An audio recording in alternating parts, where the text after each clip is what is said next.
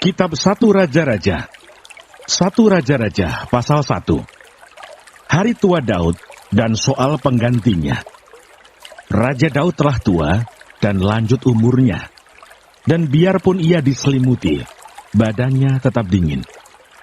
Lalu para pegawainya berkata kepadanya, "Hendaklah dicari bagi tuanku raja seorang perawan yang muda untuk melayani dan merawat raja.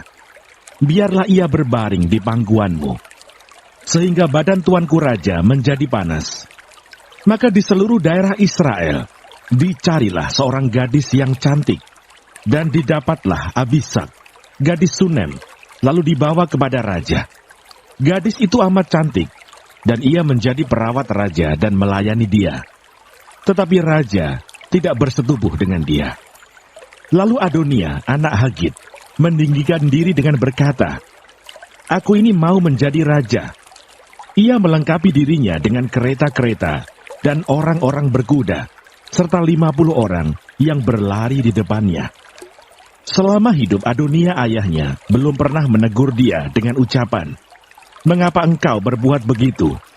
Ia pun sangat elok perawakannya. Dan dia adalah anak pertama sesudah Absalom. Maka berundinglah ia dengan Yoab, anak Zeruya, dan dengan Imam Abiatar, dan mereka menjadi pengikut dan pembantu Adonia.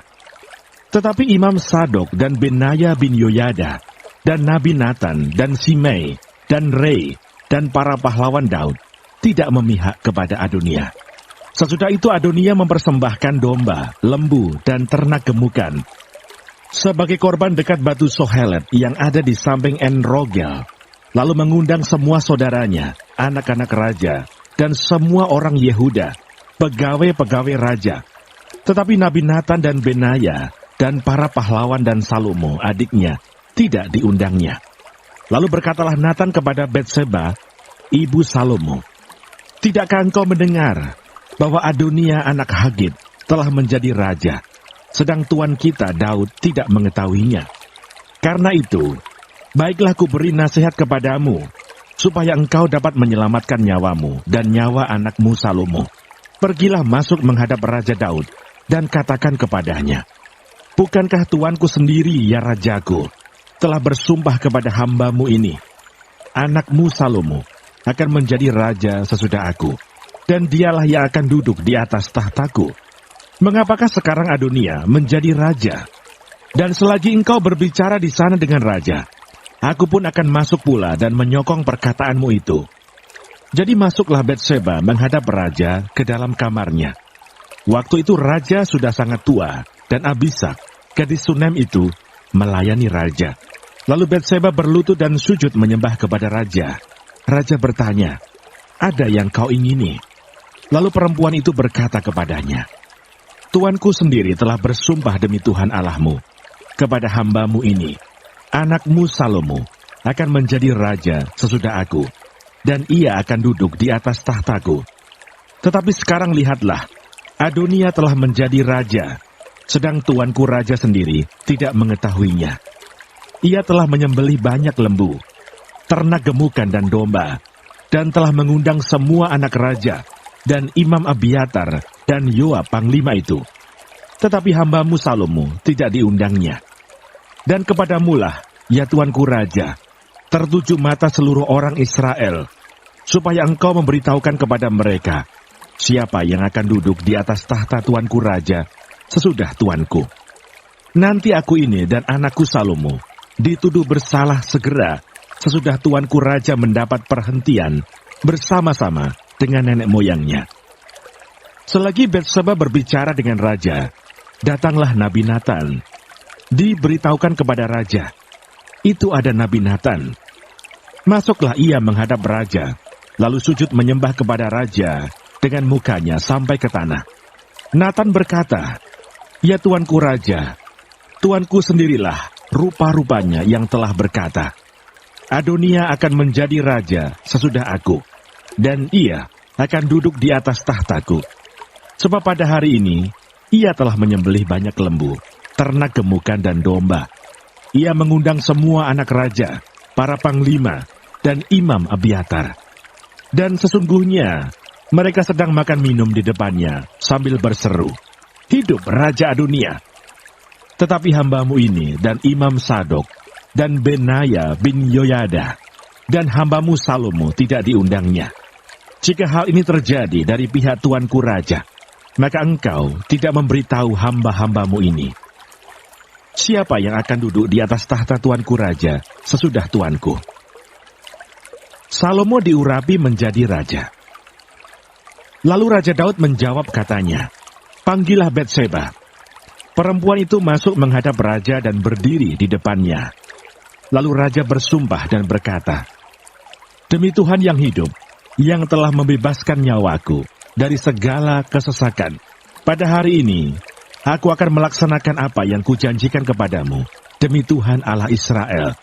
Dengan sumpah ini, anakmu Salomo akan menjadi raja sesudah aku, dan dialah yang akan duduk di atas tahtaku menggantikan aku."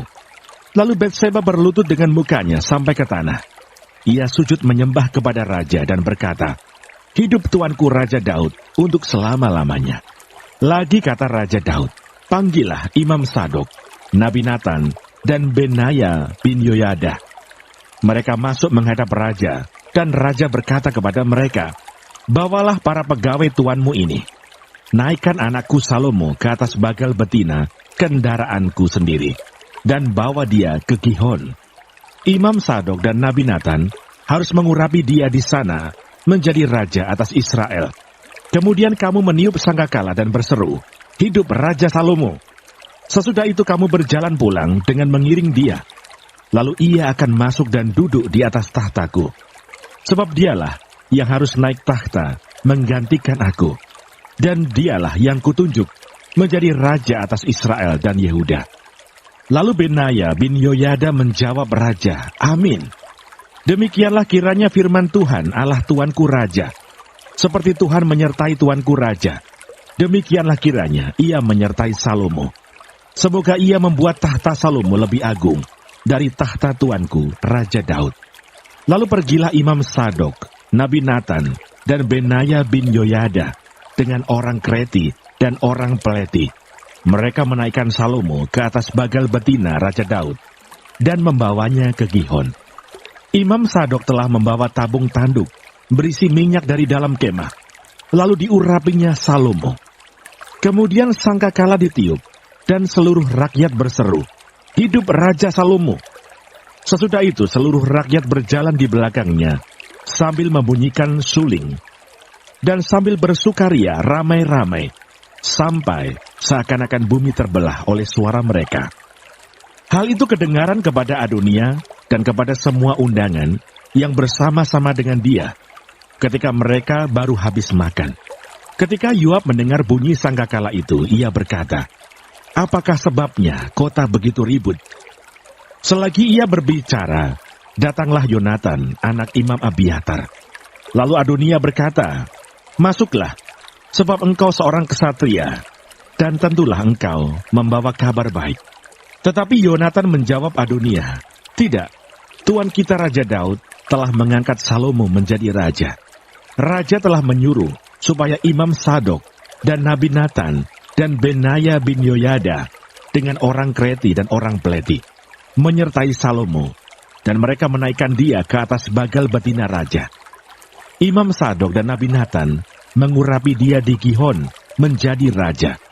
Dan dari sana mereka sudah pulang dengan bersukaria, sehingga kota menjadi ribut. Itulah bunyi yang kamu dengar tadi." Salomo sekarang duduk di atas tahta kerajaan. Juga pegawai-pegawai raja telah datang mengucap selamat kepada tuan kita Raja Daud dengan berkata, "Kiranya Allahmu membuat nama Salomo lebih masyhur daripada namamu, dan tahtanya lebih agung daripada tahtamu." Dan raja pun telah sujud menyembah di atas tempat tidurnya. Dan beginilah katanya, "Terpujilah Tuhan Allah Israel, yang pada hari ini telah memberi seorang duduk di atas tahtaku, yang aku sendiri masih boleh saksikan." Maka semua undangan Adonia itu terkejut, lalu bangkit dan masing-masing pergi menurut jalannya. Takutlah Adonia kepada Salomo, sebab itu ia segera pergi memegang tanduk-tanduk mezbah. Lalu diberitahukanlah kepada Salomo. Ternyata Adonia takut kepada Raja Salomo. Dan ia telah memegang tanduk-tanduk mezbah serta berkata, biarlah Raja Salomo lebih dahulu bersumpah mengenai aku, bahwa ia takkan membunuh hambanya ini dengan pedang. Lalu kata Salomo, jika ia berlaku sebagai kesatria, maka sehelai rambut pun dari kepalanya tidak akan jatuh ke bumi. Tetapi jika ternyata ia bermaksud jahat, haruslah ia dibunuh. Dan Raja Salomo menyuruh orang menjemput dia dari mezbah itu. Ketika ia masuk, sujudlah ia menyembah kepada Raja Salomo. Lalu Salomo berkata kepadanya, pergilah ke rumahmu. 1 Raja-Raja pasal 2. Pesan Daud yang terakhir sebelum meninggal. Ketika saat kematian Daud mendekat, ia berpesan kepada Salomo anaknya, aku ini akan menempuh jalan segala yang fana. Maka kuatkanlah hatimu dan berlakulah seperti laki-laki. Lakukanlah kewajibanmu dengan setia terhadap Tuhan Allahmu, dengan hidup menurut jalan yang ditunjukkannya, dan dengan tetap mengikuti segala ketetapan, perintah, peraturan, dan ketentuannya, seperti yang tertulis dalam hukum Musa, supaya engkau beruntung dalam segala yang kau lakukan, dan dalam segala yang kau tuju. Dan supaya Tuhan menepati janji yang diucapkannya tentang aku, yakni, jika anak-anakmu laki-laki tetap hidup di hadapanku dengan setia, dengan segenap hati, dan dengan segenap jiwa, maka keturunanmu takkan terputus dari tahta kerajaan Israel. Dan lagi engkau pun mengetahui apa yang dilakukan kepadaku oleh Yoab anak Zeruya, apa yang dilakukannya kepada kedua panglima Israel, yakni Abner bin Ner dan Amasa bin Yeter. Ia membunuh mereka dan menumpahkan darah dalam zaman damai, seakan-akan ada perang, sehingga sabuk pinggangnya dan kasut kakinya berlumuran darah. Maka bertindaklah dengan bijaksana, dan janganlah biarkan yang ubanan itu turun dengan selamat ke dalam dunia orang mati. Tetapi kepada anak-anak Barsilai, orang Gilead itu, haruslah kau tunjukkan kemurahan hati. Biarlah mereka termasuk golongan yang mendapat makanan dari mejamu. Sebab mereka pun menunjukkan kesetiaannya dengan menyambut aku pada waktu aku melarikan diri dari depan kakakmu Absalom.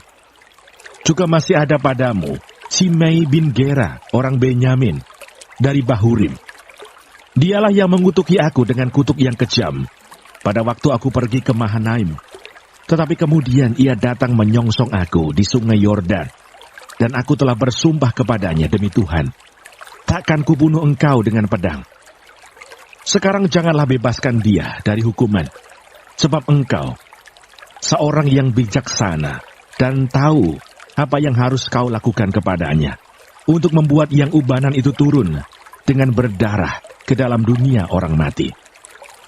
Kemudian Daud mendapat perhentian bersama-sama nenek moyangnya, dan ia dikuburkan di kota Daud. Dan Daud memerintah orang Israel selama 40 tahun. Di Hebron, ia memerintah 7 tahun. Dan di Yerusalem, ia memerintah 33 tahun. Salomo duduk di atas tahta Daud ayahnya, dan kerajaannya sangat kokoh. Tindakan-tindakan Salomo untuk mengokohkan tahtanya. Pada suatu hari Adonia, anak Hagit, masuk menghadap Batseba, ibu Salomo.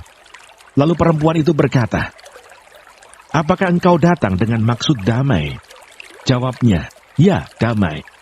Kemudian katanya, ada sesuatu yang hendak kukatakan kepadamu. Jawab perempuan itu, katakanlah. Lalu katanya, engkau sendiri tahu bahwa akulah yang berhak atas kedudukan raja, dan bahwa seluruh Israel mengharapkan supaya aku menjadi raja. Tetapi sebaliknya kedudukan raja jatuh kepada adikku, sebab dari Tuhanlah ia mendapatnya. Dan sekarang, satu permintaan saja kusampaikan kepadamu. Janganlah tolak permintaanku. Jawab perempuan itu kepadanya, katakanlah.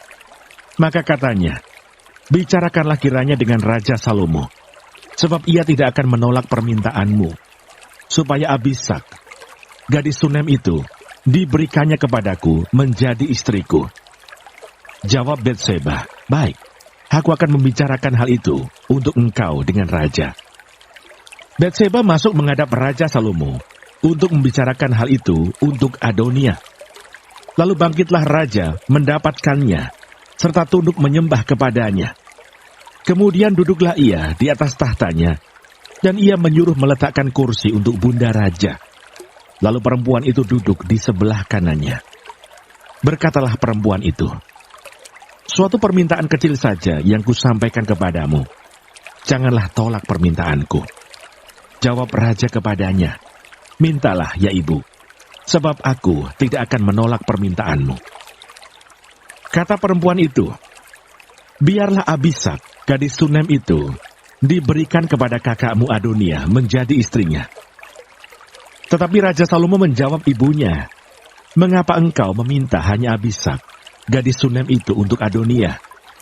Minta jugalah untuknya kedudukan raja. Bukankah dia saudaraku yang lebih tua? Dan di pihaknya ada Imam Abiatar dan Yoab, anak Seruya." Lalu bersumpahlah Raja Salomo demi Tuhan, "Beginilah kiranya Allah menghukum aku, bahkan lebih daripada itu, jika Adonia tidak membayarkan nyawanya dengan permintaan ini. Oleh sebab itu, demi Tuhan yang hidup, yang menegakkan aku dan menundukkan aku di atas tahta Daud ayahku, dan yang membuat bagiku suatu keluarga seperti yang dijanjikannya, pada hari ini juga Adonia harus dibunuh." Lalu Raja Salomo menyerahkan hal itu kepada Benaya bin Yoyada. Orang ini memancung dia sehingga mati. Dan kepada Imam Abiatar, raja berkata, "Pergilah ke Anatot, ke tanah milikmu, sebab engkau patut dihukum mati. Tetapi pada hari ini, aku tidak akan membunuh engkau, oleh karena engkau telah mengangkat tabut Tuhan Allah di depan Daud, ayahku. Dan oleh karena engkau telah turut menderita dalam segala sengsara yang diderita ayahku." Lalu Salomo memecat Abiatar dari jabatannya sebagai imam Tuhan. Dengan demikian Salomo memenuhi firman Tuhan yang telah dikatakannya di Silo mengenai keluarga Eli. Ketika kabar itu sampai kepada Yoab, memang Yoab telah memihak kepada Adonia, sekalipun ia tidak memihak kepada Absalom. Maka larilah Yoab ke kemah Tuhan, lalu memegang tanduk-tanduk mezbah. Kemudian diberitahukanlah kepada Salomo bahwa Yoab sudah lari ke kemah Tuhan dan telah ada di samping mezbah. Lalu Salomo menyuruh Benaya bin Yoyada, "Pergilah, pancung dia." Benaya masuk ke dalam kemah Tuhan serta berkata kepadanya, "Beginilah kata raja, keluarlah." Jawabnya, "Tidak, sebab disinilah aku mau mati." Lalu Benaya menyampaikan jawab itu kepada raja, katanya, "Beginilah kata Yoab, dan beginilah jawabnya kepadaku." Kata raja kepadanya, "Perbuatlah seperti yang dikatakannya. Pancunglah dia, dan kuburkanlah dia. Dengan demikian engkau menjauhkan daripadaku, dan daripada kaumku, noda darah yang ditumpahkan Yoab dengan tidak beralasan. Dan Tuhan akan menanggungkan darahnya kepadanya sendiri, karena ia telah membunuh 2 orang yang lebih benar dan lebih baik daripadanya. Ia membunuh mereka dengan pedang, dengan tidak diketahui ayahku Daud, yaitu Abner bin Ner, panglima Israel, dan Amasa bin Yeter, panglima Yehuda. Demikianlah darah mereka akan ditanggungkan kepada Yoab dan keturunannya untuk selama-lamanya. Tetapi Daud dan keturunannya dan keluarganya dan tahtanya akan mendapat selamat daripada Tuhan sampai selama-lamanya." Maka berangkatlah Benaya bin Yoyada, lalu memancung dan membunuh Yoab. Kemudian dia dikuburkan di rumahnya sendiri di padang gurun. Raja mengangkat Benaya bin Yoyada menggantikan Yoab menjadi kepala tentara, dan raja mengangkat Imam Sadok menggantikan Abiatar. Kemudian raja menyuruh memanggil Simei dan berkata kepadanya, "Dirikanlah bagimu sebuah rumah di Yerusalem. Diamlah di sana, dan janganlah keluar dari sana kemana-mana pun. Sebab ketahuilah sungguh-sungguh, bahwa pada waktu engkau keluar dan menyeberangi sungai Kidron, pastilah engkau mati dibunuh, dan darahmu akan ditanggungkan kepadamu sendiri." Lalu berkatalah Simei kepada raja, "Baiklah demikian, seperti yang tuanku raja katakan. Demikianlah akan dilakukan hamba-Mu ini. Lalu Simei diam di Yerusalem beberapa waktu lamanya. Dan sesudah lewat 3 tahun, terjadilah bahwa 2 orang hamba Simei lari kepada Akis bin Maaka, Raja Gad. Lalu diberitahukan kepada Simei, "Ketahuilah, kedua orang hamba-Mu ada di Gad."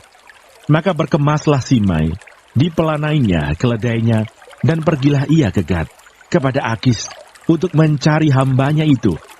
Lalu Simei pulang dan membawa mereka dari Gad. Ketika diberitahukan kepada Salomo bahwa tadinya Simei pergi dari Yerusalem ke Gad, dan sekarang sudah pulang, maka raja menyuruh memanggil Simei dan berkata kepadanya, "Bukankah aku telah menyuruh engkau bersumpah demi Tuhan, dan telah memperingatkan engkau begini? Ketahuilah sungguh-sungguh, bahwa pada waktu engkau keluar dan pergi kemana-mana pun, pastilah engkau mati dibunuh. Dan engkau telah menjawab, 'Baiklah demikian, aku akan mentaatinya.' Mengapa engkau tidak menepati sumpah demi Tuhan itu, dan juga perintah yang kuperintahkan kepadamu?"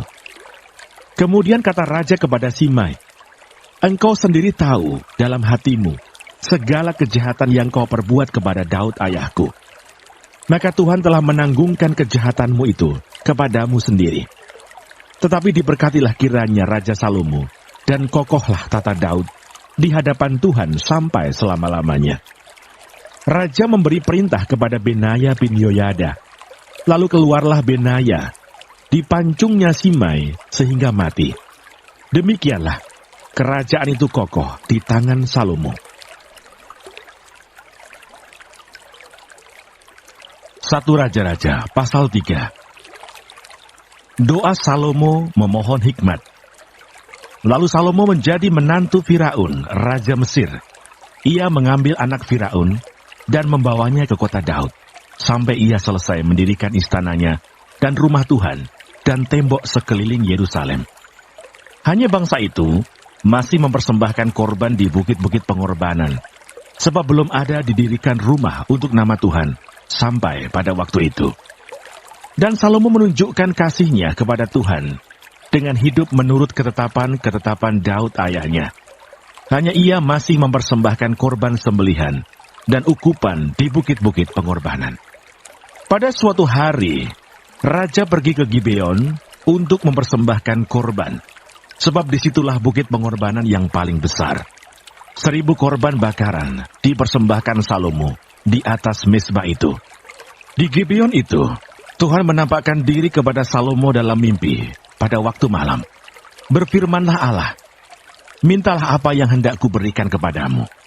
Lalu Salomo berkata, "Engkaulah yang telah menunjukkan kasih setiamu yang besar kepada hambamu Daud ayahku, sebab ia hidup di hadapanmu dengan setia, benar, dan jujur terhadap engkau. Dan engkau telah menjamin kepadanya kasih setia yang besar itu, dengan memberikan kepadanya seorang anak yang duduk di tahtanya, seperti pada hari ini. Maka sekarang ya Tuhan Allahku, engkaulah yang mengangkat hambamu ini menjadi raja menggantikan Daud ayahku. Sekalipun aku masih sangat muda dan belum berpengalaman. Demikianlah hambamu ini berada di tengah-tengah umatmu yang kau pilih. Suatu umat yang besar, yang tidak terhitung dan tidak terkira banyaknya. Maka berikanlah kepada hambamu ini hati yang faham menimbang perkara untuk menghakimi umatmu, dengan dapat membedakan antara yang baik dan yang jahat. Sebab siapakah yang sanggup menghakimi umatmu yang sangat besar ini? Lalu adalah baik di mata Tuhan bahwa Salomo meminta hal yang demikian. Jadi berfirmanlah Allah kepadanya, "Oleh karena engkau telah meminta hal yang demikian, dan tidak meminta umur panjang atau kekayaan, atau nyawa musuhmu, melainkan pengertian untuk memutuskan hukum, maka sesungguhnya aku melakukan sesuai dengan permintaanmu itu. Sesungguhnya aku memberikan kepadamu hati yang penuh hikmat dan pengertian, sehingga sebelum engkau tidak ada seorang pun seperti engkau, dan sesudah engkau takkan bangkit seorang pun seperti engkau. Dan juga apa yang tidak kau minta aku berikan kepadamu, baik kekayaan maupun kemuliaan, sehingga sepanjang umurmu takkan ada seorang pun seperti engkau di antara raja-raja. Dan jika engkau hidup menurut jalan yang kutunjukkan, dan tetap mengikuti segala ketetapan dan perintahku, sama seperti ayahmu Daud, maka aku akan memperpanjang umurmu. Lalu terjagalah Salomo, ternyata ia bermimpi.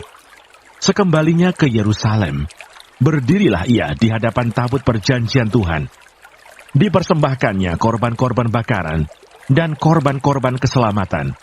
Kemudian ia mengadakan perjamuan bagi semua pegawainya. Hikmat Salomo pada waktu memberi keputusan. Pada waktu itu masuklah 2 orang perempuan sundal menghadap raja. Lalu mereka berdiri di depannya.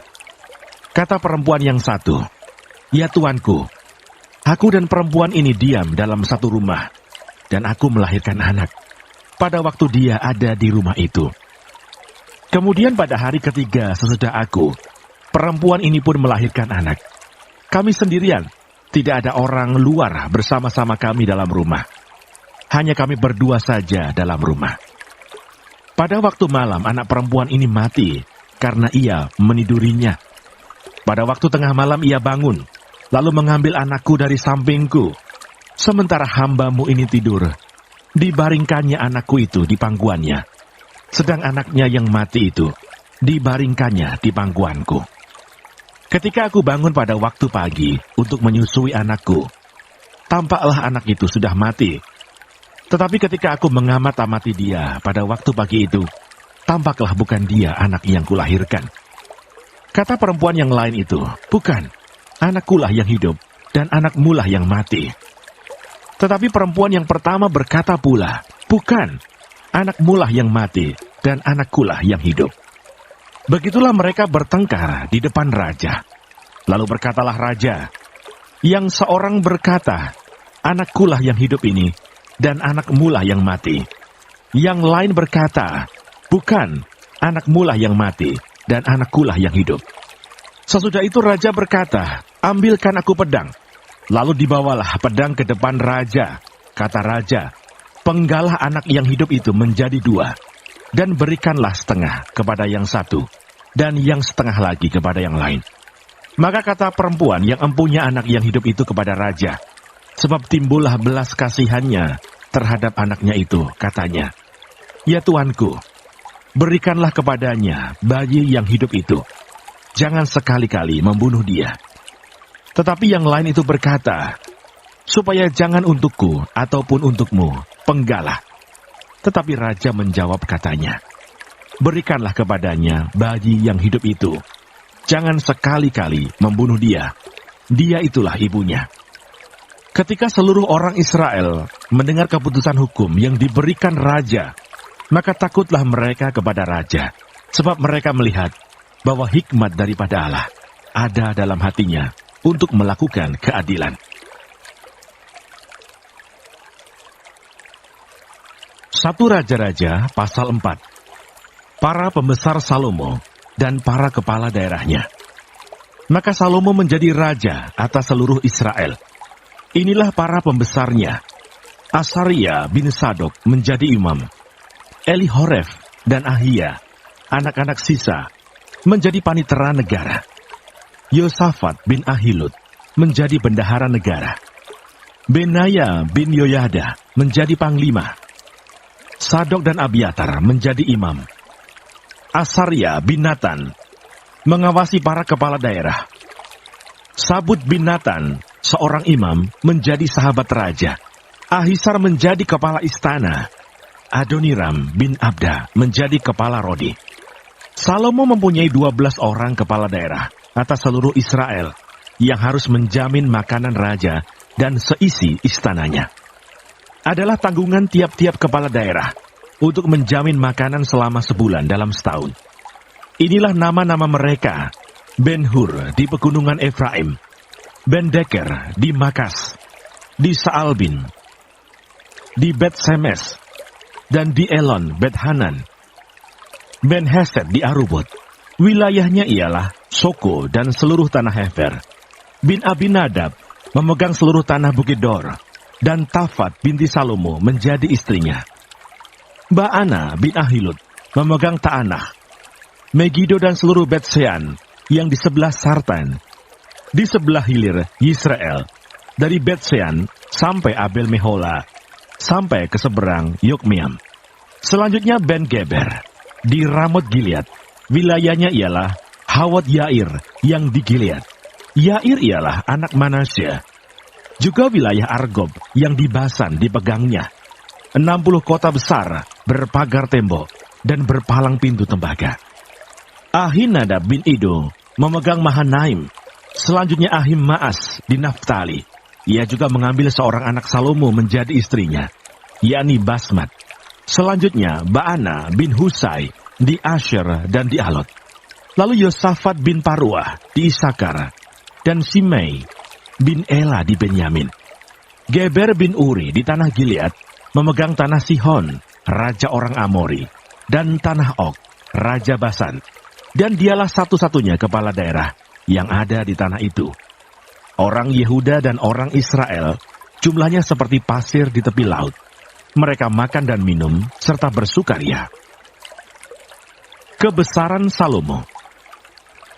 Maka Salomo berkuasa atas segala kerajaan, mulai dari sungai Efrat sampai negeri orang Filistin, dan sampai ke tapal batas Mesir. Mereka menyampaikan upeti dan tetap takluk kepada Salomo seumur hidupnya. Adapun persediaan makanan yang diperlukan Salomo untuk sehari ialah 30 kor tepung yang terbaik dan 60 kor tepung biasa, 10 ekor lembu gemukan dan 20 lembu, gembalaan dan 100 ekor domba, belum terhitung rusa, kijang, rusa dande, dan gangsa piaraan. Sebab ia berkuasa atas seluruh tanah di sebelah sini sungai Efrat, mulai dari Tifsah sampai ke Gaza, dan atas semua raja di sebelah sini sungai Efrat. Ia dikaruniai damai di seluruh negerinya, sehingga orang Yehuda dan orang Israel diam dengan tenteram, masing-masing di bawah pohon anggur dan pohon aranya, dari Dan sampai Berseba, seumur hidup Salomo. Lagi pula Salomo mempunyai kuda 40.000 kandang untuk kereta-keretanya, dan 12.000 orang berkuda. Dan para kepala daerah itu menjamin makanan Raja Salomo, serta semua orang yang ikut makan dari meja Raja Salomo. Mereka membawanya masing-masing dalam bulan gilirannya, dengan tidak mengurangi sesuatu apapun. Jelai dan jerami untuk kuda-kuda biasa, dan kuda-kuda teji dibawa mereka ke tempat yang semestinya, masing-masing menurut tanggungannya. Dan Allah memberikan kepada Salomo hikmat dan pengertian yang amat besar, serta akal yang luas, seperti daratan pasir di tepi laut. Sehingga hikmat Salomo melebihi hikmat segala Bani Timur, dan melebihi segala hikmat orang Mesir. Ia lebih bijaksana daripada semua orang, daripada Etan, orang Israhi itu, dan daripada Heman, Kalkol, dan Darda, anak-anak Mahol. Sebab itu ia mendapat nama di antara segala bangsa sekelilingnya. Ia menggubah 3.000 amsal, dan nyanyiannya ada 1.005. Ia bersajak tentang pohon-pohonan, dari pohon aras yang di gunung Libanon, sampai kepada hisop yang tumbuh pada dinding batu. Ia berbicara juga tentang hewan, dan tentang burung-burung, dan tentang binatang melata, dan tentang ikan-ikan. Maka datanglah orang dari segala bangsa, mendengarkan hikmat Salomo, dan ia menerima upeti dari semua raja-raja di bumi, yang telah mendengar tentang hikmatnya itu. 1 Raja-Raja pasal 5. Persiapan-persiapan untuk mendirikan bait suci. Hiram Raja Tirus mengutus pegawai-pegawainya kepada Salomo, karena didengarnya bahwa Salomo telah diurapi menjadi raja menggantikan ayahnya. Sebab Hiram senantiasa bersahabat dengan Daud. Lalu Salomo mengutus orang kepada Hiram dengan pesan, "Engkau tahu bahwa Daud ayahku tidak dapat mendirikan sebuah rumah bagi nama Tuhan Allahnya. Oleh karena musuh-musuhnya memerangi dia dari segala jurusan, sampai Tuhan menyerahkan mereka ke bawah telapak kakinya. Tetapi sekarang Tuhan Allahku telah mengaruniakan keamanan kepadaku di mana-mana. tidak ada lagi lawan, dan tidak ada lagi malapetaka menimpa. Dan ketahuilah, aku berpikir-pikir hendak mendirikan sebuah rumah bagi nama Tuhan Allahku, seperti yang dijanjikan Tuhan kepada Daud ayahku demikian. Anakmu yang hendak kududukkan nanti di atas tahtamu menggantikan engkau. Dialah yang akan mendirikan rumah itu bagi namaku. Oleh sebab itu, perintahkanlah orang menebang bagiku pohon-pohon aras dari gunung Libanon, dan biarlah hamba-hambaku membantu hamba-hambamu, dan upah hamba-hambamu akan kubayar kepadamu seberapa juga kau minta. Sebab engkau tahu bahwa di antara kami tidak ada seorang pun yang pandai menebang pohon, sama seperti orang Sidon. Maka segera sesudah Hiram mendengar pesan dari Salomo itu, ia sangat bersuka cita serta berkata, "Terpujilah Tuhan pada hari ini, karena ia telah memberikan kepada Daud seorang anak yang bijaksana untuk mengepalai bangsa yang besar ini." Lalu Hiram mengutus orang kepada Salomo mengatakan, "Aku telah mendengar pesan yang kau suruh sampaikan kepadaku. Tentang kayu aras dan kayu sanobar, aku akan melakukan segala yang kau kehendaki. Hamba-hambaku akan membawanya turun dari gunung Libanon ke laut, dan aku akan mengikatnya menjadi rakit-rakit di laut, untuk dibawa sampai ke tempat yang akan kau tunjukkan kepadaku. Kemudian akan kusuruh bongkar semuanya di sana, sehingga engkau dapat mengangkutnya.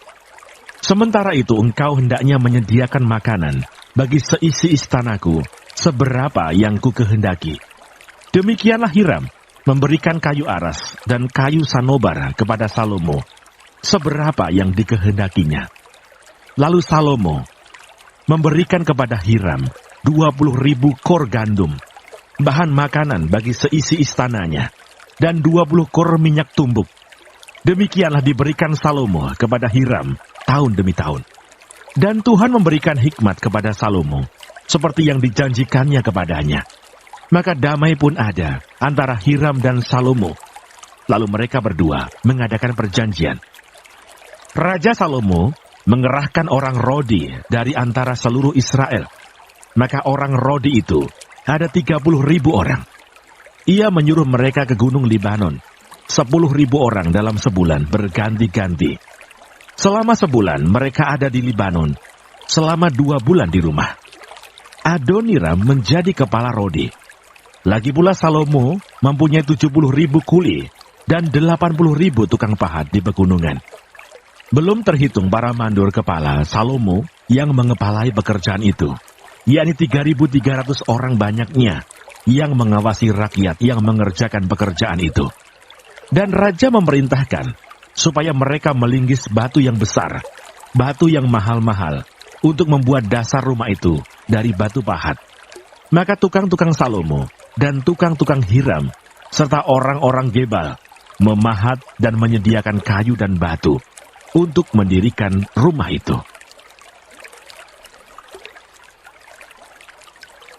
Satu Raja-Raja pasal 6. Salomo mendirikan bait suci. Dan terjadilah pada tahun ke-480, sesudah orang Israel keluar dari tanah Mesir. Pada tahun ke-4, sesudah Salomo menjadi raja atas Israel dalam bulan Sif, yakni bulan yang kedua, maka Salomo mulai mendirikan rumah bagi Tuhan. Rumah yang didirikan Raja Salomo bagi Tuhan itu 60 hasta panjangnya, dan 20 hasta lebarnya, dan 30 hasta tingginya. Balai di sebelah depan ruang besar rumah itu 20 hasta panjangnya menurut lebar rumah itu, dan 10 hasta lebarnya ke sebelah depan rumah itu. Dibuatnya juga pada rumah itu jendela-jendela yang rapat bidainya. Pada dinding rumah itu sekelilingnya didirikannya kamar tambahan, sekeliling ruang besar dan ruang belakang, dan seluruhnya dibuatnya bertingkat-tingkat. Tingkat bawah 5 hasta lebarnya, yang tengah 6 hasta, dan yang ketiga 7 hasta. Sebab telah dibuatnya ceruk-ceruk pada rumah itu sekeliling sebelah luar, sehingga dinding rumah itu tidak usah dilobangi. Pada waktu rumah itu didirikan, dipakailah batu-batu yang telah disiapkan di penggalian, sehingga tidak kedengaran palu atau kapak atau sesuatu perkakas besi pun selama pembangunan rumah itu. Pintu tingkat bawah ada pada lambung kanan rumah itu, dan orang naik dengan tangga-tangga pilin ke tingkat tengah, dan dari tingkat tengah ke tingkat yang ketiga. Setelah ia selesai mendirikan rumah itu, dibuatnyalah langit-langit rumah itu dari bingkai, dan pemapan dari kayu aras. Dan setelah ia mendirikan kamar tambahan itu pada rumah itu sekeliling, yakni setiap tingkat 5 hasta tingginya, maka rumah itu ditutupinya dengan kayu aras. Kemudian datanglah firman Tuhan kepada Salomo demikian, mengenai rumah yang sedang kau dirikan ini. Jika engkau hidup menurut segala ketetapanku, dan melakukan segala peraturanku, dan tetap mengikuti segala perintahku, dan tidak menyimpang daripadanya, maka aku akan menepati janjiku kepadamu, yang telah kufirmankan kepada Daud ayahmu, yakni bahwa aku akan diam di tengah-tengah orang Israel, dan tidak hendak meninggalkan umatku Israel. Setelah Salomo selesai mendirikan rumah itu, ia melapisi dinding rumah itu dari dalam dengan papan kayu aras. Dari lantai sampai ke balok langit-langit dilapisinya dengan kayu aras. Tetapi lantai rumah itu dilapisinya dengan papan kayu sanobar. Kemudian disekatnyalah 20 hasta bagian belakang rumah itu dengan papan kayu aras, dari lantai sampai ke balok-balok. Lalu dibuatnyalah ruang itu menjadi ruang belakang, menjadi tempat maha kudus. Dan 40 hasta panjangnya, ruang yang di depan ruang belakang itu, yakni ruang besar. Kayu aras sebelah dalam rumah itu berukirkan buah labu dan bunga mengembang. Semuanya ditutupi kayu aras, tidak ada batu kelihatan. Demikianlah dilengkapinya ruang belakang di dalam rumah itu, di sebelah dalam sekali, supaya di sana ditaruh tabut perjanjian Tuhan. Ruang belakang itu 20 hasta panjangnya, dan 20 hasta lebarnya, dan 20 hasta tingginya. Ia melapisinya dengan emas kertas, lalu ia membuat mezbah dari kayu aras di depannya. Sesudah Salomo melapisi rumah itu dari dalam dengan emas kertas, direntangkannya lah tabir pada rantai-rantai emas yang di depan ruang belakang itu. Lalu ruang itu dilapisinya dengan emas. Seluruh rumah itu dilapisinya dengan emas. Ya, rumah itu seluruhnya. Juga seluruh mezbah yang di depan ruang belakang itu dilapisinya dengan emas.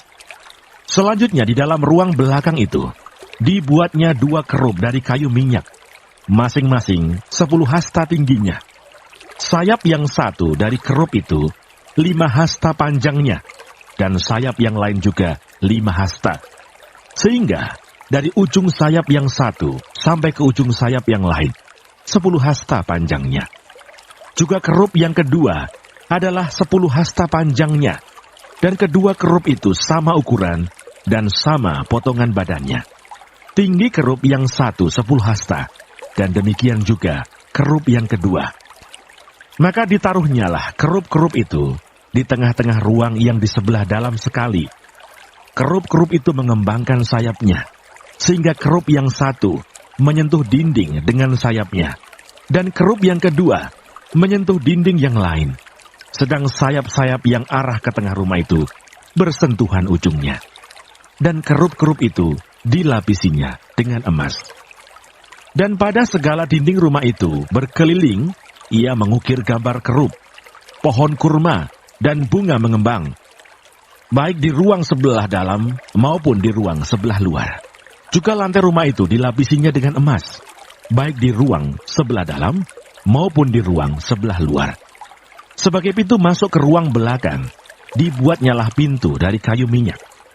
Ambang dan tiangnya merupakan segi 5. Pada kedua daun pintu yang dari kayu minyak itu, ia mengukir gambar kerub, pohon kurma, dan bunga mengembang.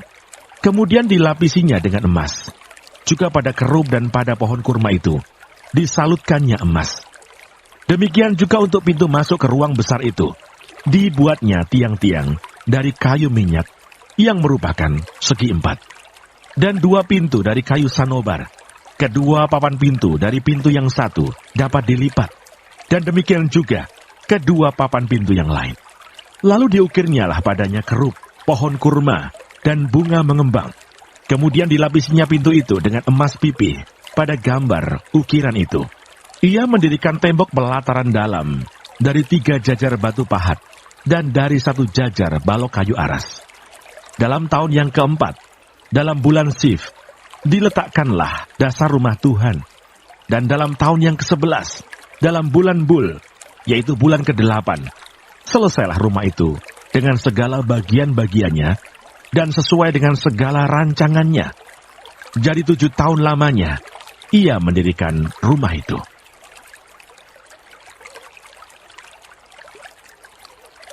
Satu Raja-Raja pasal 7. Istana Salomo. Salomo mendirikan istananya sampai 13 tahun lamanya. Barulah selesai seluruh istananya itu. Ia mendirikan gedung hutan Libanon, 100 hasta panjangnya, dan 50 hasta lebarnya, dan 30 hasta tingginya. Disangga oleh 3 jajar tiang kayu aras, dengan ganja kayu aras di atas tiang itu. Gedung itu ditutup dari atas dengan langit-langit kayu aras. Di atas balok-balok melintang yang disangga oleh tiang-tiang itu, 45 jumlahnya, yakni 15 sejajar. Ada pula 3 jajar jendela berbidai. Jendela berhadapan dengan jendela 3 kali. Dan semua pintu dan jendela segi 4 bangunnya. Jendela berhadapan dengan jendela 3 kali. Ia membuat juga balai saga, 50 hasta panjangnya dan 30 hasta lebarnya. Dengan di sebelah depannya sebuah balai lagi yang bertiang dan bertangga di sebelah depannya.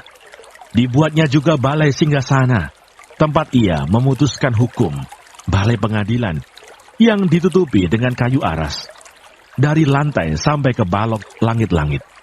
Dan gedung kediamannya sendiri, di pelataran yang lain, lebih ke sebelah dalam lagi dari balai itu, adalah sama buatannya. Dan bagi anak Firaun yang diambil Salomo menjadi istrinya, dibuatnya juga sebuah gedung sama dengan balai itu. Tembok dari semuanya ini dibuat dari batu yang mahal-mahal, yang sesuai dengan ukuran batu pahat, digergaji dengan gergaji dari sebelah dalam dan dari sebelah luar, dari dasar sampai ke atas, dan juga dari tembok luar sampai kepada tembok pelataran besar. Bahkan dasar gedung-gedung itu dari batu yang mahal-mahal, batu yang besar-besar, batu yang 10 hasta, dan batu yang 8 hasta. Di bagian atas ada batu yang mahal-mahal, berukuran batu pahat, dan kayu aras juga. Sekeliling pelataran besar, ada tembok dari 3 jajar batu pahat, dan 1 jajar balok kayu aras. Demikian juga sekeliling pelataran dalam rumah Tuhan dan balainya. Benda-benda logam bait suci. Kemudian Raja Salomo menyuruh orang menjemput Hiram dari Tirus.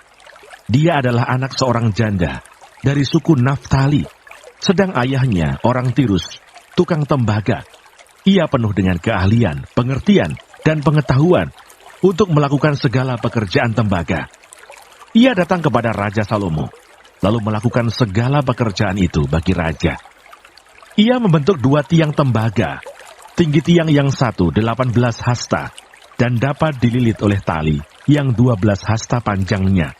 Tiang yang kedua demikian juga. Dibuatnya juga 2 ganja untuk ditaruh di kepala tiang-tiang itu. Dari tembaga tuangan, tinggi ganja yang satu 5 hasta, dan tinggi ganja yang kedua 5 hasta. Dibuatnya pula 2 jala-jala untuk ganja yang ada di kepala tiang itu. Jala-jala itu semacam kawat berpilin, semacam untaian rantai. 1 jala-jala untuk ganja yang satu, dan 1 jala-jala untuk ganja yang kedua.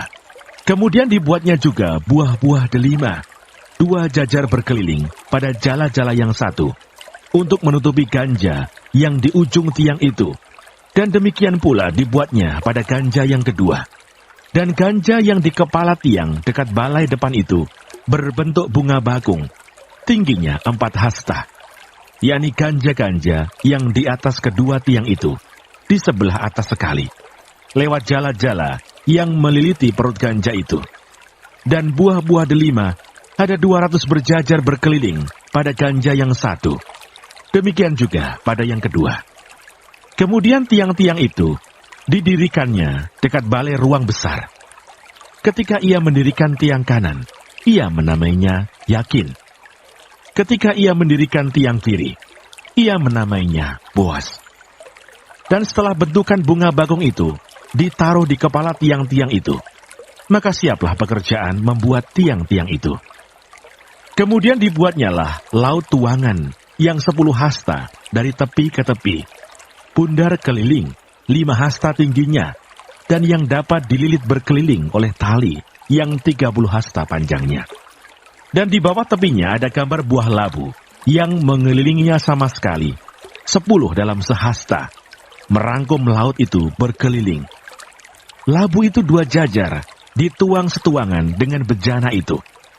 Laut itu menumpang di atas 12 lembu, 3 menghadap ke utara, dan 3 menghadap ke barat, 3 menghadap ke selatan, dan 3 menghadap ke timur. Laut itu menumpang di atasnya, sedang segala buntut lembu itu menuju ke dalam. Tebal laut itu setapak tangan, dan tepinya serupa tepi piala, seperti bunga bagong yang berkembang. Laut itu dapat memuat 2000 bat air. Selanjutnya dibuatnya 10 kereta penopang dari tembaga. 1 kereta 4 hasta panjangnya, 4 hasta lebarnya, dan 3 hasta tingginya. Beginilah bentuk kereta penopang itu. Ada papan penutupnya, dan papan itu diapit oleh bingkai. Dan pada papan penutup yang diapit oleh bingkai itu, ada singa, lembu, dan kerub. Dan demikian juga pada bingkai itu. Di sebelah atas dan di sebelah bawah singa dan lembu itu ada karangan-karangan bunga yang tergantung. Pada 1 kereta penopang ada 4 roda tembaga dengan poros tembaga. Dan pada keempat penjurunya ada sangga untuk menyangga bejana pembasuhan. Sangga-sangga itu dituang, dan di sebelah luar setiap sangga ada karangan bunga. Dan mulut kereta penopang itu ada di sebelah dalam sangga-sangga itu, menonjol ke atas 1 hasta. Mulutnya itu bundar, buatannya sebagai tumpuan, dan dalamnya 1,5 hasta. Juga pada mulutnya itu ada ukiran, tetapi papan-papan penutupnya 4 persegi, jadi tidak bundar. Keempat roda itu ada di bawah papan penutup, dan tangan-tangan roda itu ada pada kereta penopang itu. Dan tinggi 1 roda ialah 1,5 hasta. Dan buatan roda itu seperti buatan roda kereta, tetapi tangan-tangannya, lingkarnya, jari-jarinya, dan napnya semua tuangan. Keempat sangga pada keempat sudut setiap kereta penopang adalah seiras dengan kereta itu. Dan di sebelah atas kereta penopang itu ada leher bundar berkeliling 1/2 hasta tingginya. Di sebelah atas kereta itu ada pula topang-topang dan papan penutup yang seiras dengan dia. Maka pada muka topang-topangnya itu dan pada papan-papan penutupnya diukirkannyalah kerub, singa, dan pohon korma, masing-masing menurut tempat yang ada, dan karangan bunga sekeliling. Demikianlah dikerjakannya ke 10 kereta penopang itu. Tuangannya sama, ukurannya sama, dan potongannya sama semuanya. Lagi pula dibuatnya 10 bejana pembasuhan dari tembaga. Setiap bejana dapat memuat 40 bat air. Setiap bejana 4 hasta besarnya, dan ada 1 bejana di atas setiap kereta dari ke-10 kereta penopang itu. 5 kereta penopang ditaruhnya pada sisi kanan rumah itu, dan 5 pada sisi kirinya. Tetapi laut itu ditaruhnya pada sisi kanan rumah itu, arah tenggara. Dan Hiram membuat juga kuali-kuali, penyodok-penyodok, dan bokor-bokor penyiraman. Demikianlah Hiram menyelesaikan segala pekerjaan yang harus dilakukannya bagi Raja Salomo di rumah Tuhan, yakni kedua tiang dengan kedua bulatan ganja yang di kepala tiang itu, dan kedua jala-jala yang menutup kedua bulatan ganja itu. 400 buah delima untuk kedua jala-jala itu, 2 jajar buah delima untuk 1 jala-jala, guna menutupi kedua bulatan ganja yang di atas tiang itu. Ke-10 kereta penopang dan ke-10 bejana pembasuhan yang di atas kereta itu. Laut yang 1 itu dan ke-12 lembu yang di bawah laut itu. Kuali-kuali, penyodok-penyodok, dan bokor-bokor penyiraman. Segala perlengkapan yang dibuat Hiram bagi Raja Salomo di rumah Tuhan itu adalah dari tembaga yang diupam. Raja menuang semuanya itu di lembah Yordan, di dalam tanah liat, antara Sukot dan Sartan.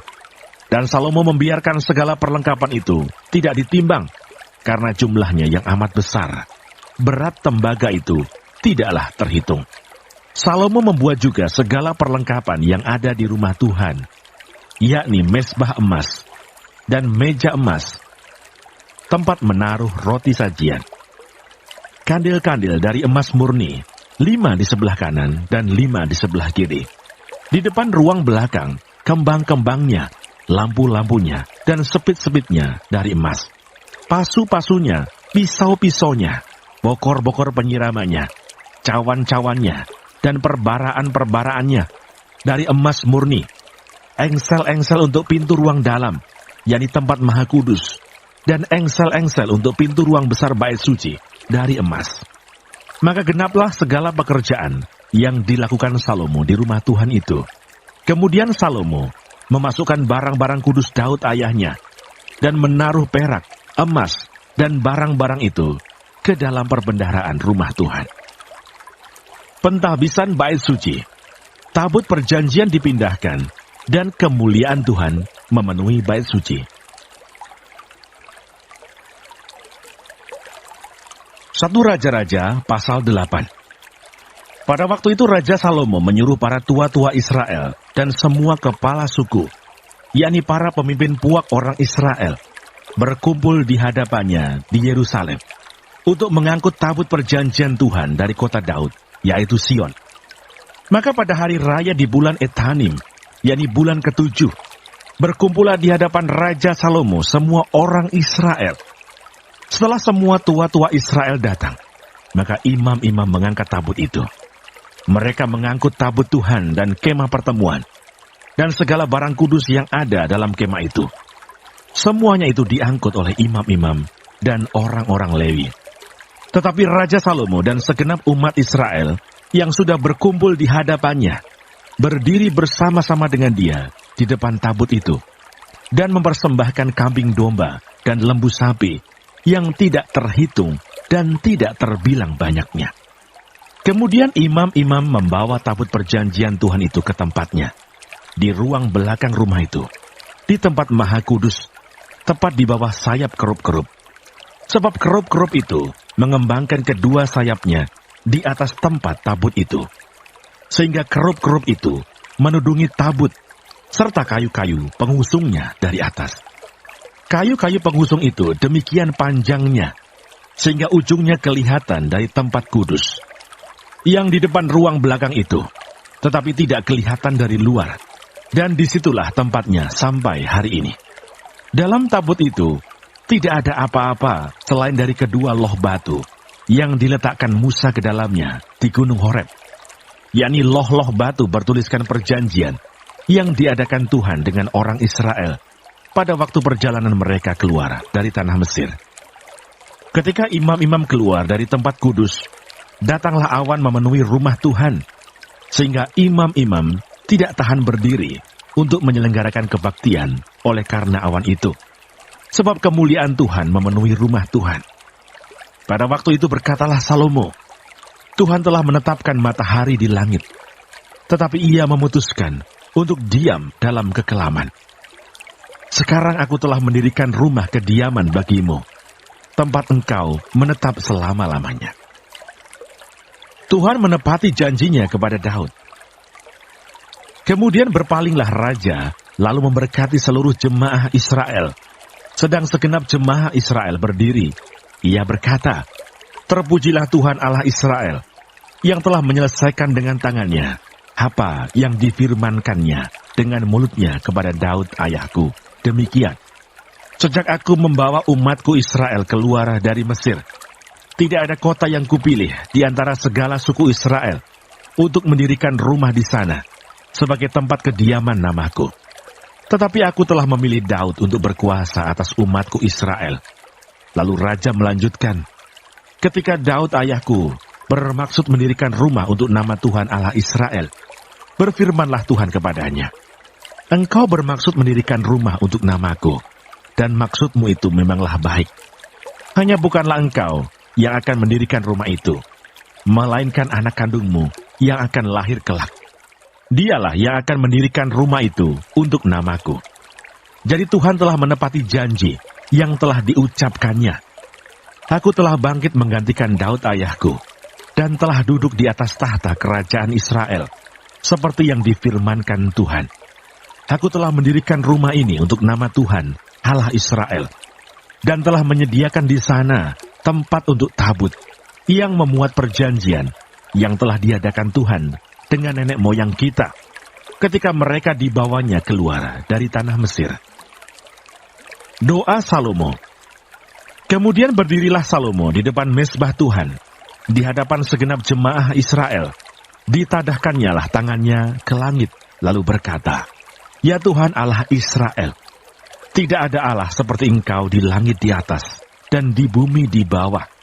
Engkau yang memelihara perjanjian dan kasih setia kepada hamba-hambamu, yang dengan segenap hatinya hidup di hadapanmu.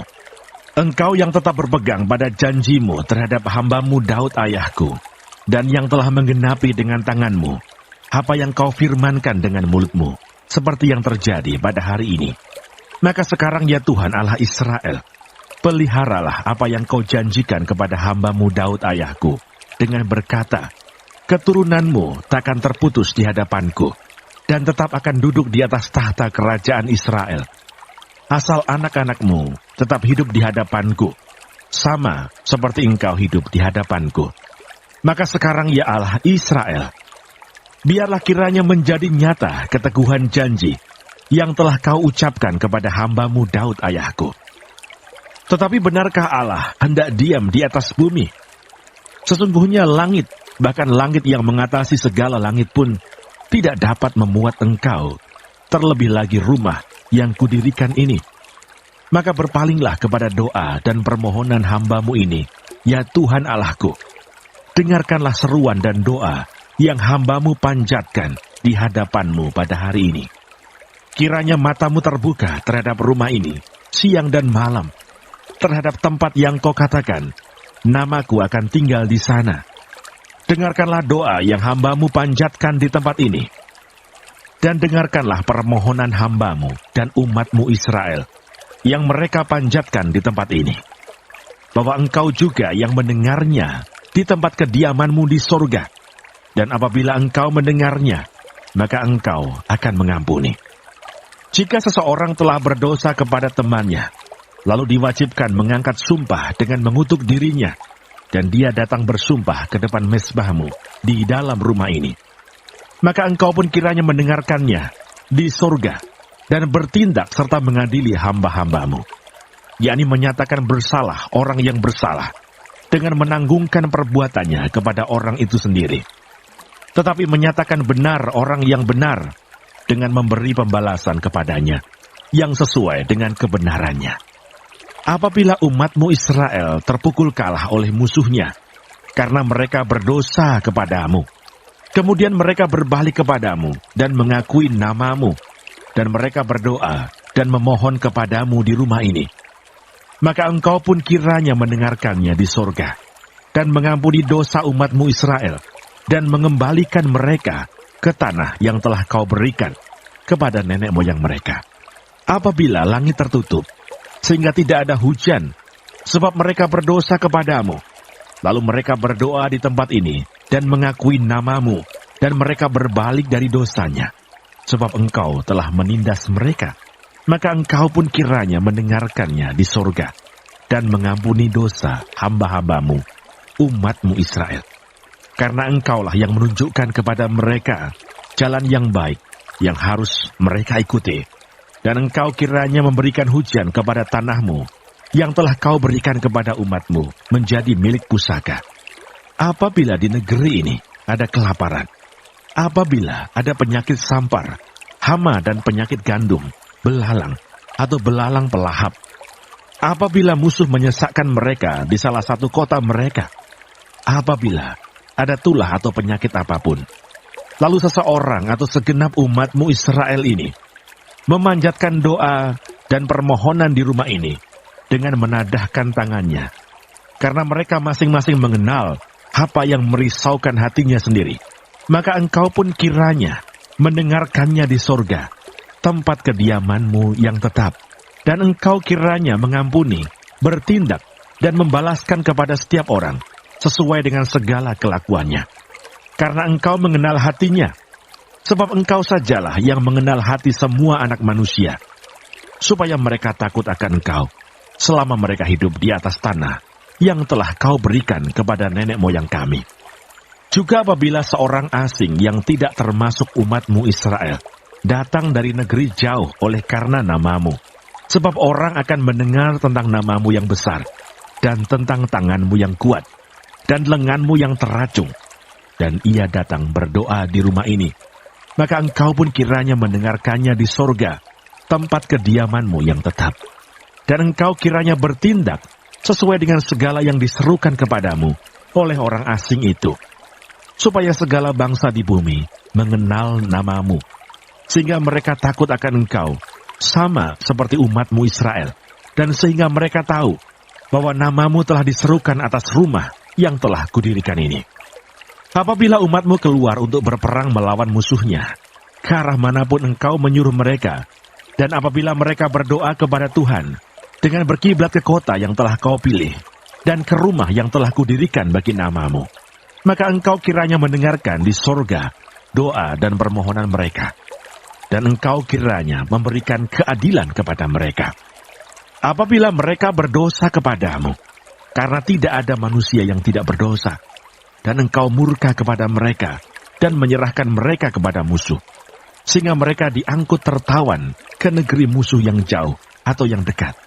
Dan apabila mereka sadar kembali dalam hatinya di negeri tempat mereka tertawan, dan mereka berbalik dan memohon kepadamu di negeri orang-orang yang mengangkut mereka tertawan dengan berkata, kami telah berdosa, bersalah, dan berbuat fasik.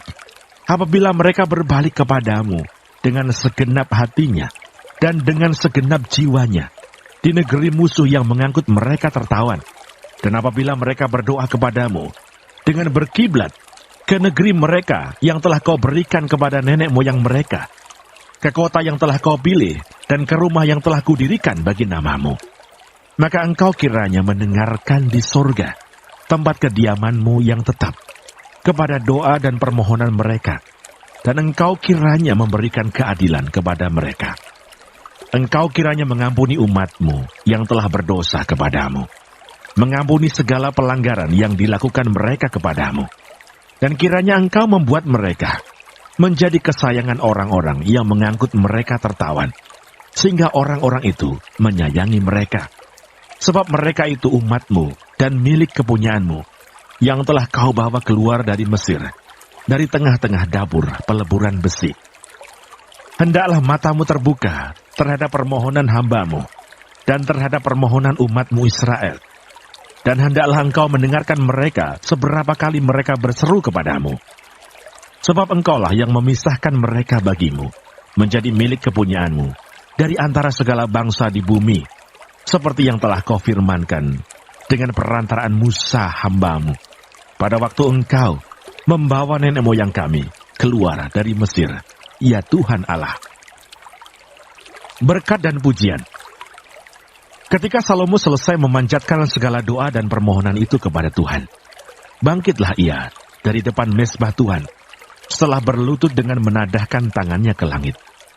Maka berdirilah ia dan memberkati segenap jemaah Israel dengan suara nyaring katanya, terpujilah Tuhan, yang memberikan tempat perhentian kepada umatnya Israel, tepat seperti yang difirmankannya, dari segala yang baik yang telah dijanjikannya dengan perantaraan Musa hambanya. Tidak ada satupun yang tidak dipenuhi. Kiranya Tuhan Allah kita menyertai kita sebagaimana ia telah menyertai nenek moyang kita. Janganlah ia meninggalkan kita, dan janganlah ia membuangkan kita, tetapi hendaklah dicondongkannya hati kita kepadanya, untuk hidup menurut segala jalan yang ditunjukkannya, dan untuk tetap mengikuti segala perintahnya, dan ketetapannya dan peraturannya yang telah diperintahkannya kepada nenek moyang kita, hendaklah perkataan yang telah kumohonkan tadi di hadapan Tuhan dekat pada Tuhan Allah kita, siang dan malam, supaya Ia memberikan keadilan kepada hamba-Nya dan kepada umat-Nya Israel, menurut yang perlu pada setiap hari.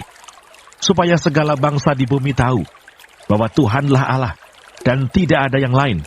Dan hendaklah kamu berpaut kepada Tuhan Allah kita dengan sepenuh hatimu, dan dengan hidup menurut segala ketetapan-Nya, dan dengan tetap mengikuti segala perintah-Nya, seperti pada hari ini. Korban pentahbisan dan perayaan. Lalu raja bersama-sama segenap Israel mempersembahkan korban sembelihan di hadapan Tuhan. Sebagai korban keselamatannya kepada Tuhan, Salomo mempersembahkan 22.000 ekor lembu sapi dan 125 ekor kambing domba. Demikianlah raja dan segenap Israel mentahbiskan rumah Tuhan itu. Pada hari itu juga, raja menguduskan pertengahan pelataran yang di depan rumah Tuhan. Sebab disitulah ia mempersembahkan korban bakaran, korban sajian, dan segala lemak korban keselamatan. Sebab mezbah tembaga yang di hadapan Tuhan itu terlalu kecil untuk memuat korban bakaran dan korban sajian dan segala lemak korban keselamatan itu. Lalu Salomo mengadakan perayaan pada waktu itu juga di hadapan Tuhan Allah kita selama 7 hari bersama-sama dengan seluruh Israel. Suatu jemaah yang besar dari jalan masuk ke Hamat sampai sungai Mesir. Pada hari yang ke-8 disuruhnya bangsa itu pergi. Maka mereka memohon berkat untuk raja, lalu pulang ke kemah mereka sambil bersuka cita dan bergembira atas segala kebaikan yang telah dilakukan Tuhan kepada Daud hamba-Nya dan kepada orang Israel umat-Nya.